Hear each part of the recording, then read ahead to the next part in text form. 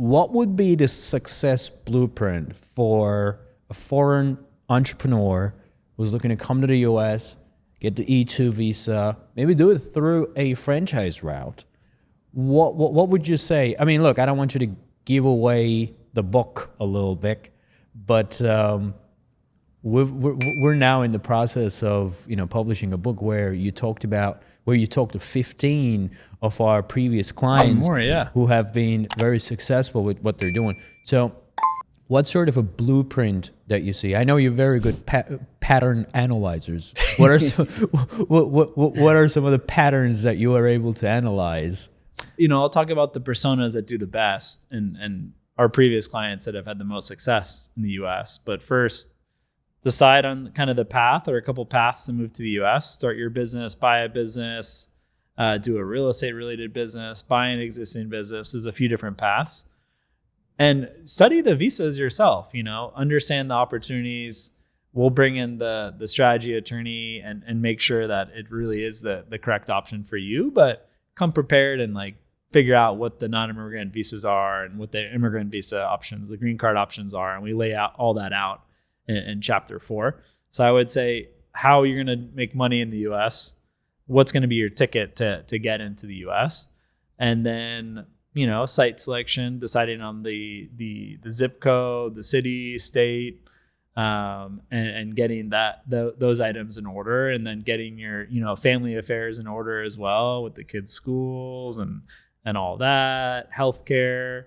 There's a lot to figure out, and we're here to guide you. And the book gives that guidance. But if you want us to hold your hand and make it happen faster and spend less of your time, you can pay us for that, and we'll be with you every step along the way. A lot of people now are worried with the second Trump administration. Yeah. There's a lot of noise, and I'd be curious.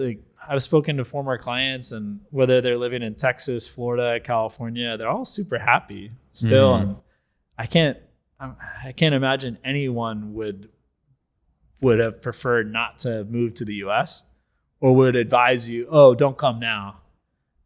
Because how much people complain about the United States and the US, it's a pretty damn good country.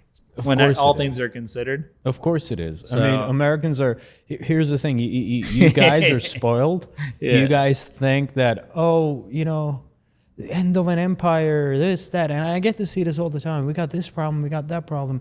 Man, you got no idea what other problems people are dealing with other places. So people are swimming across rivers to get into the United States. And it's been a great experience. I mean, I've been coming and going to the US for a pretty long time now, and being official living here and father of an American. So I'm half American myself. So and also it's what you make of it. We're sitting in Miami, the foreign-born population, I think it's 35-40%. Foreign-born? Yeah, people not more than born that. In the U.S. Yeah, I think it's more than that. Much more than that. So a lot of people, I'm their only American friend here in Miami.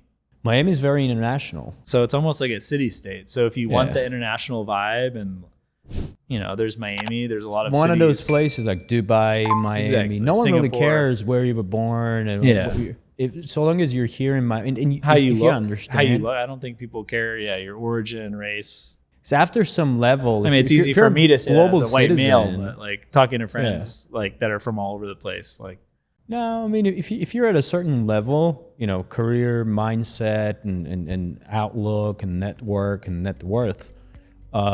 It really doesn't matter. It's competitive here, though, right? Depends, though. Yeah, it is competitive, yes, but there are more opportunities. Exactly. Right. Yeah. So you want to go where the competition is because that's where the opportunity is. That's why people go there.